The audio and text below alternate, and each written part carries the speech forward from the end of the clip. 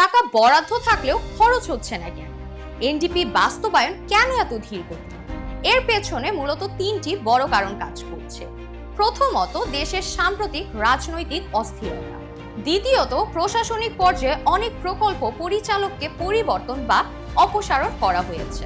আর তৃতীয়ত, স্বচ্ছতা বাড়াতে নতুন ইজিপি সিস্টেম চালু করা হয়েছে, যা আয়ত্ত করতে কিছুটা সময় লাগছে।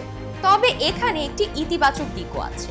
আগে প্রতিটি দরপত্রে মাত্র 2 থেকে 3টি আবেদন জমা পড়ত, এখন সেখানে গড়ে 7 থেকে 8টি দরপত্র জমা পড়ছে। অর্থাৎ প্রতিযোগিতা বাড়ছে, যা ভবিষ্যৎ কাজের মান নিশ্চিত করবে। পায়রা বন্দর কিংবা নতুন মেট্রো রেলের মতো বড় সিদ্ধান্তগুলো এখন স্থগিত রাখা হয়েছে পরবর্তী নির্বাচিত সরকারের জন্য। নীতি ও অর্থনীতির এমন সহজ ব্যাখ্যার জন্য আমাদের ফেসবুক পেজটি ফলো করুন এবং ইউটিউব চ্যানেলটি সাবস্ক্রাইব করুন। ধন্যবাদ।